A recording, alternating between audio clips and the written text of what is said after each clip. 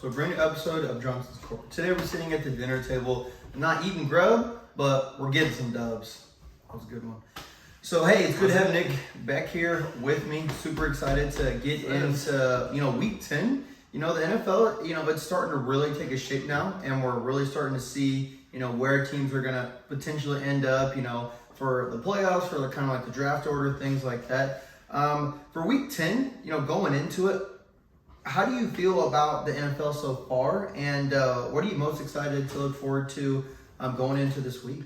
Well, a lot of the teams are rounding out into shape. Some teams that start out slow or they're picking up speed. Some teams that started off out of the gate kind of hot are kind of tailing off a little bit. So we're really getting to the nitty-gritty of the season here, where teams are really going to find out who's making that playoff push and who's going to be in the bottom half of the league. And so it's really, as the year's turning, it's really getting to football season now. The weather's turning colder, at least in some states it is. So as some people like to say, it's football weather. It is football weather. But today in Indiana, it's like, 70-some degrees. So we're getting to football weather, just not yet. But last week, our records were pretty much even. Nick went 10-4, I went 11-3. And do you know why you went 10-4 that one game? Yes. And I said this last week. It was the Rams versus the Packers. Yep. And there was a discussion on Matthew Stafford, if he was going to play or not, because he had the dislocated thumb or the thumb surgery, whatever. Yep. He had an injury to his thumb, and there were reports that he was most likely to play in that game. He ended up not playing. And my pick was for the Rams, but if Matthew Stafford didn't play, or if it was known then that he wasn't going to play, I wouldn't have picked the Rams. What happened? The Rams lost. So that's where that swing, and he picked the Packers. So that's where that swing game came to how I'm 10-4, he's 11-3. Now, if Matthew Stafford did play, I still don't know if I would have won, but my pick was solely on that he was going to play. But that's the way it goes sometimes. That's the way when we do these podcasts at the beginning of the week. Yeah, they lost 20-3. So, with Matthew Stafford, they have a little bit better of a chance. But just like, you made that point. Doing these videos on Wednesday, sometimes you don't know, depending on the injuries, are they questionable to the day of? It's the first day of the injury report of the week. Exactly. So it is sort of how it rolls sometimes. But we got to get this video out for, Thursday, because we got to make our Thursday night picks. But that means for a total, Nick has 70 wins and 50 losses. I am at 80 wins and 56 losses. So, like I said, anything can still happen. A lot of things do happen. Injuries happen. Players come back from injuries. We'll see how this rest of the season shapes out. But it's going to be a short week, with some teams on the bye. So there's not as many games to talk about. But that means we go straight into our picks. And with our first pick of Thursday Night Football at 8:15, it's between the Carolina Panthers and the Chicago Bears. Now, with this game, how much do the Bears win, lose? I know this game kind of has to do with draft picks or whatever, depending on how the Panthers end up or the Bears end up, how many games they win, if they're first, second, or third. I kind of keep that in the back of my head going into this game. Do you think that plays a factor a little bit in this Thursday night game? Who scheduled this Thursday night game? This is going to be a very low viewership game. Panthers are the worst team in the NFL. They've only won one game.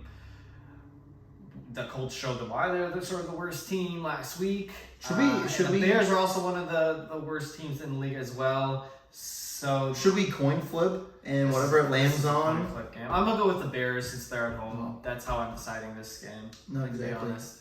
Where I was going with that. I was gonna I'll say let you finish. If we do a coin flip, heads is Panthers, Bears is tails, whatever it lands on, that's what we both pick for this week. Just because it is just, I don't know who's gonna this garbage fire game. But, if I had to pick, I'd pick the Bears as well. So I think we're both going to go Bears. The last time there was a garbage fire game was the Bears versus the Broncos. And they ended up being a pretty close games, but it's two horrible teams. So it's going to go really good or really bad. And I'm going to say the Bears because they're at home. And I think the Bears are going to win anyway, just because I think overall they've probably shown a little bit more than the Panthers have. And this kind of shows Thursday night football games have not been the best. So it just kind of shows they're keeping up the reputation with that, and they need to get that changed. They know that yes, all these teams have problems going into the season, but you kind of know before the season starts what teams you should schedule on what days. But at least they both get a primetime game, at least one, I guess. And so far, as the season has gone so far, these two teams have the biggest trade on draft day. Exactly. So far, the Bears have won that with trading out of the number 1 pick. Yeah. But again, trades are, as far as who actually won, are tested in time.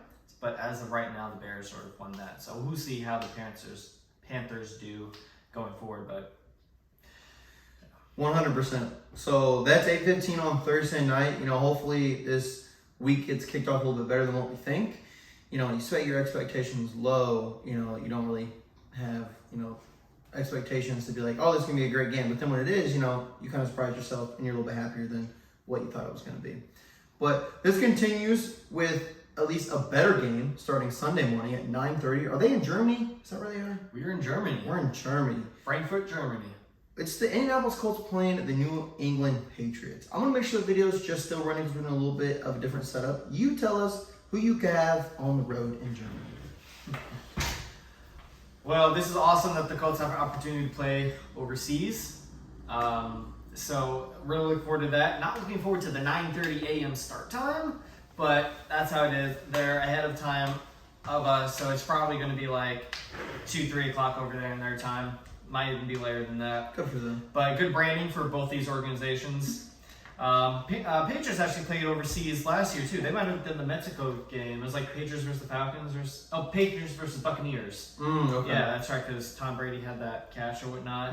I don't remember exactly what location, but I know the Colts haven't been overseas since I think they played the Jaguars maybe 3-4 years ago in London. It's been a minute. I think Andrew Luck was our quarterback at the time. Last time the Colts were overseas. So I have the Colts winning. We'll say that. This will not be a repeat of the Colts versus Patriots last year when Sam Ehlinger had that start and it was an abysmal 20-something to 0 just wash and we didn't have a first down. This will not be the case like it was last year.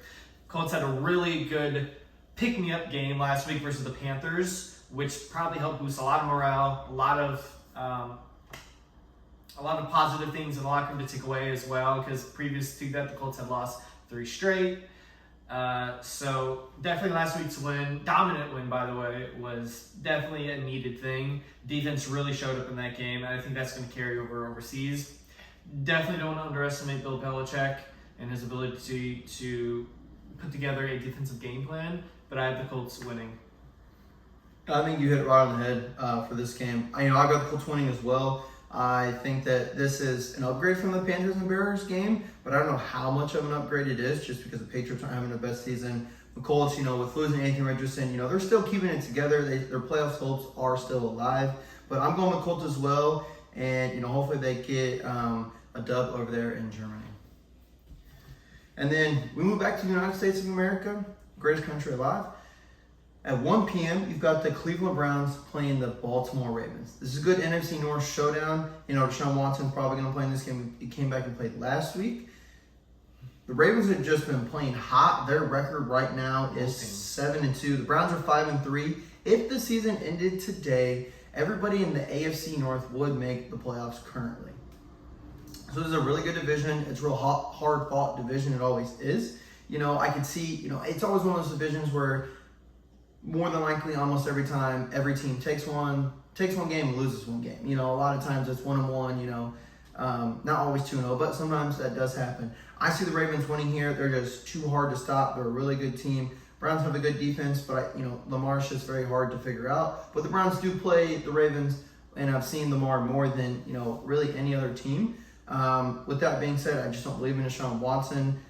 The only Super Bowl that the Browns are going to is the Toilet Bowl, so give me the Ravens. I'm also going to take the Ravens in this, but to your earlier point about the whole AFC North have all above 500 records, but I don't think all of them will make the playoffs. As obviously Agreed. top, and then I don't know, because Bengals are 5-3, Browns are 5-3, but Dolphins are 6-2, which I think the Dolphins are headed there, so I think the Bills are 5-3 as well, I believe, or 6-2. But anyways, that was just a discrepancy to what you said earlier, which is, taking the Ravens. Taking the Ravens. We're flying high. Then at 1 o'clock, you've got the Green Bay Packers playing the Pittsburgh Steelers here. What do you, Packers are 3-5. The Steelers are 5-3. Is that home for the Steelers? Yeah, so these are the battle of the two sort of oldest franchises in the NFL. A lot of history between both of these franchises that played in the Super Bowl way back in the 90s against each other. I have both of these teams could surprise you. How well does this Jordan Love play on very the road? well could go back and forth. I'm going to go with the Steelers at home for this one again. No, not a bad pick at all because, Green Bay could come and surprise you. Jordan Love, what he's able to do. But then again, this is a home game for the Steelers. They're going to, pack the house. I honestly, personally think if you start Mitchell Trubisky, your record would be, they're 5-3. They could have a better record than 5-3 if they started Mitchell Trubisky. But, they're going with Kenny Pickett. They're young QB who they want to go with for the years coming, at least for the rest of his contract. So yeah, give me Steelers at home. I think this game could go either way though. But the Steelers have a great defense, so that's why you got to bet on them more than. That's why their record is 5-3 is because of their defense.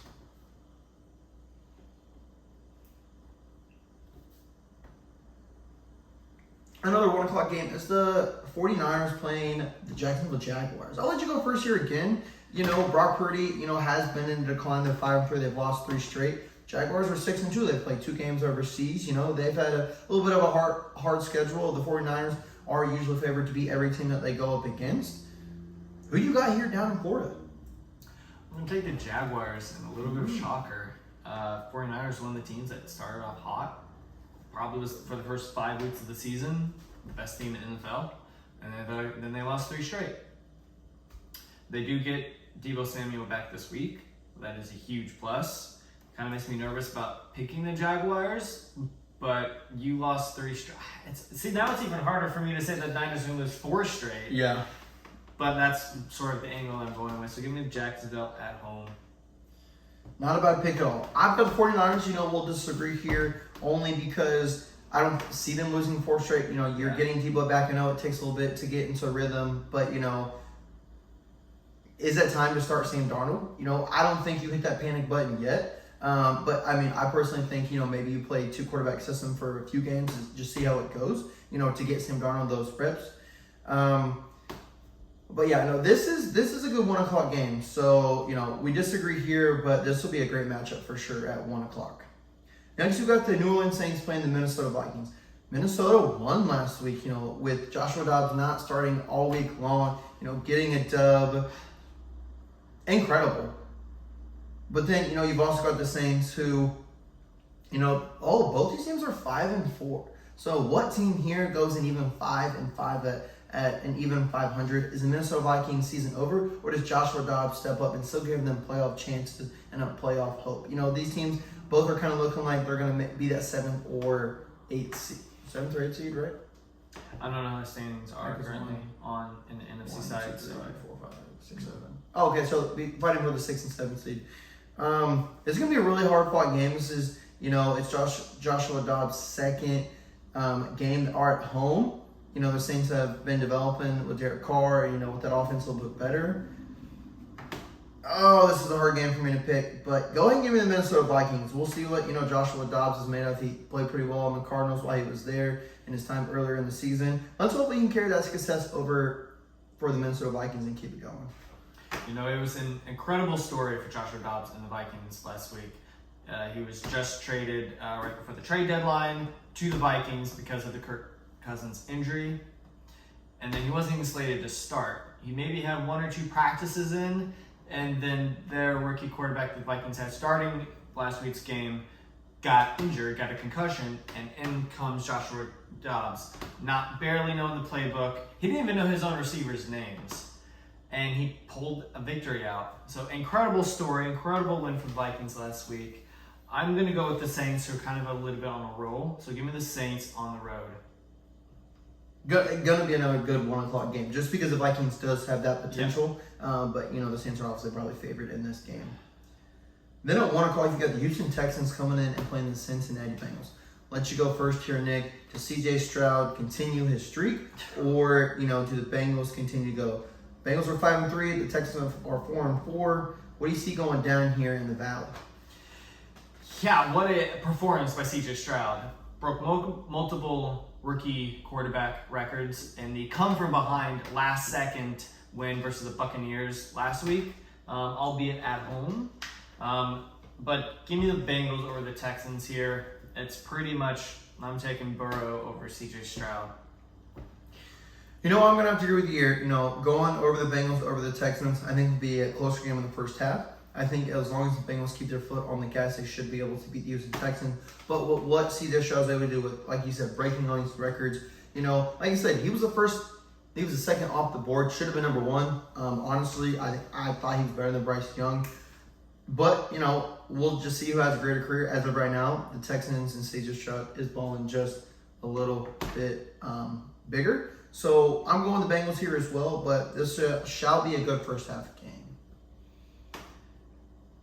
I think a little bit, maybe some Panther fans are grimacing at seeing CJ Stroud do so well. However, I'm not going to put it all on Bryce Young. That offensive line for Carolina is absolutely just trash. So there's a couple things that they gotta fix in Carolina. So I'm not gonna put it all on. Maybe Frank Wright's system isn't working either. So there's a lot of layers to the Carolina situation than there is the Texans. But at the moment, CJ Stroud is looking like a really great selection for the Texans. I mean, going into the draft, not to downgrade AR, because I think AR is phenomenal, actually one of the best ones, just through the games he's played in preseason and whatnot of the three quarters. Just unfortunately injuries happen, and that does factor in. But I would have taken, going into the draft, CJ Stroud as my number one quarterback if I was at the Panthers, or if he somehow dropped in the draft. I would have wanted CJ Stroud. Yep. But I'm happy with AR, and right now I'm taking AR with CJ Stroud just because of AR's ability. What I've seen so far, just injuries suck. But you can continue to our next 1 o'clock game. No, they definitely suck. And our last 1 o'clock game is the Tennessee Titans, which we've seen Will Levis, who was also in this draft, play. He's got, 2 games under his belt now? This is his third one. He's playing the Tampa Bay Buccaneers and Baker Mayfield. I did pick Baker in fantasy football this week because Jalen Hurts is on a bye week, so the Eagles have a bye week. But that doesn't affect whether I pick the Tennessee Titans or the Buccaneers. The Buccaneers are at home. They are 3-5. And the Titans are also 3-5. So both these teams have not played too well this year. I'm going to stick with the rookie quarterbacks only because, you love to see that kind of underdog thing. Baker Mayfield, I was hype on him when he first came in the league. Hasn't done so well.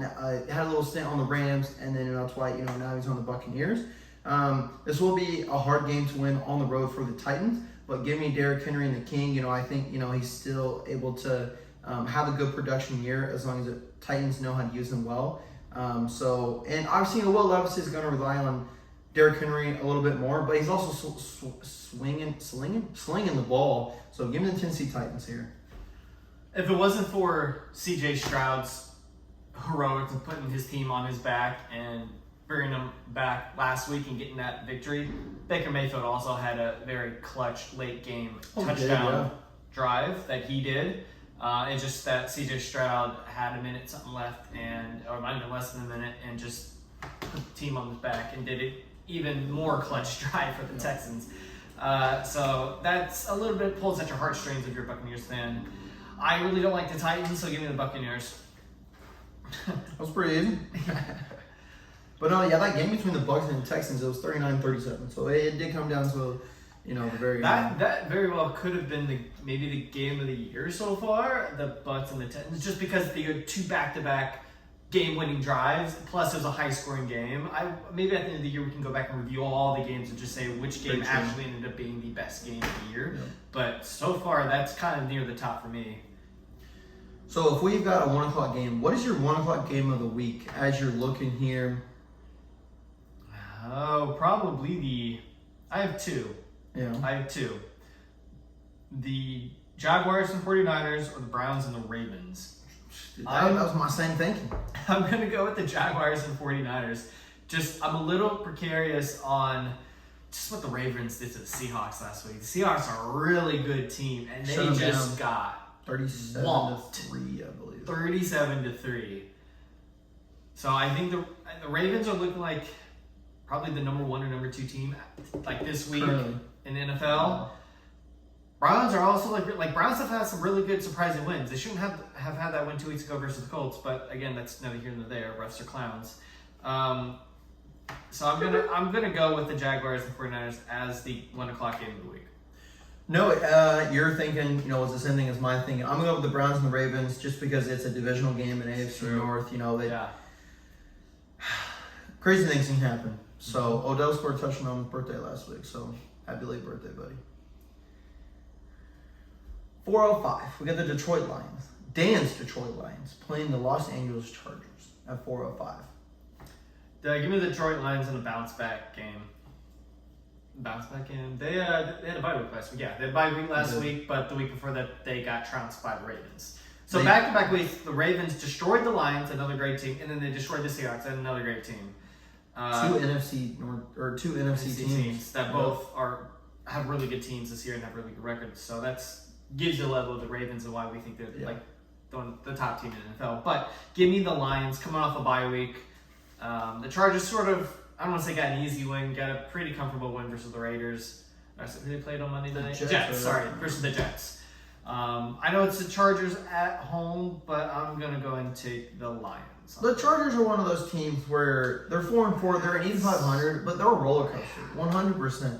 And, that's what makes them so frustrating to, look at them and be like, you should be so much better, but then you do these certain things, so it's like, now I understand why your record is the way that it is.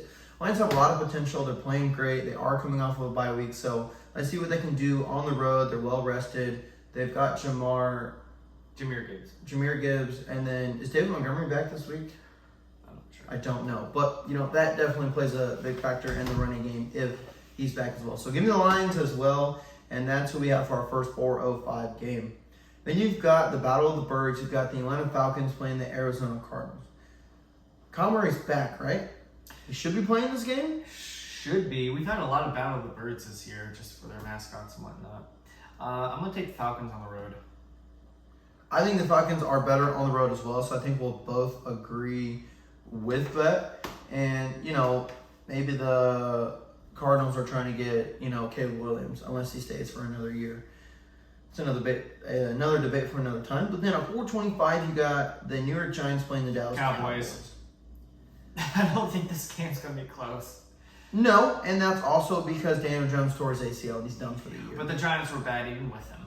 Oh, 100%. I mean, they've had a horrible year so far. They're 2-7. One of the most disappointing teams this year. Barkley needs to leave as soon as possible. But the the Cowboys are 5-3 on paper. They should win, and I think they're going to win on the field as well. They're going to win comfortably.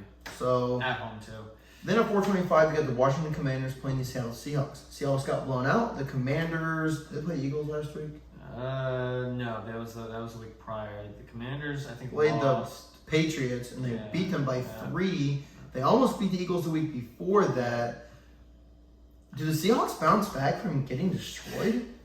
Yeah, I'm going to take the Seahawks at home, 12th man. Commanders are really good on offense. Shout out to Eric Bieniemy, but give me the Seahawks at home and a bounce back, especially since the Commanders traded away a couple of their defensive players, like Chase Young going to the 49ers. It's a little wacky trade that happened a couple weeks ago. Yeah, I'm going to go Seahawks here as well. Like you said, I think the addition of trading away, pretty good players, and the Seahawks are it's at home and they're bouncing back. Playing at home, especially for the Seahawks, really does give you an advantage. I've never been in the stadium, but just what I've heard and seen,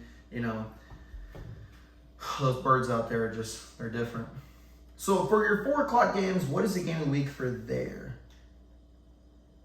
Gotta be the Seahawks and Commanders. For me, it'd be the Seahawks and Commanders. I'm going Lions and the Chargers. Okay. Because I think the Chargers can keep it a little bit closer because that's the potential they can do that. But then the Seahawks, the Commanders, they just, even with trading away their pieces, they still know how to find a way to stay in the game. So, 100% understand you there.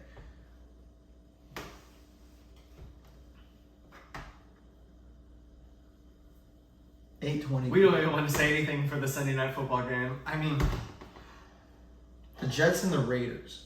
I get why the NFL put the Jets on On all so these many primetime primetime games, because yeah. Aaron Rodgers was expected to be at all of these.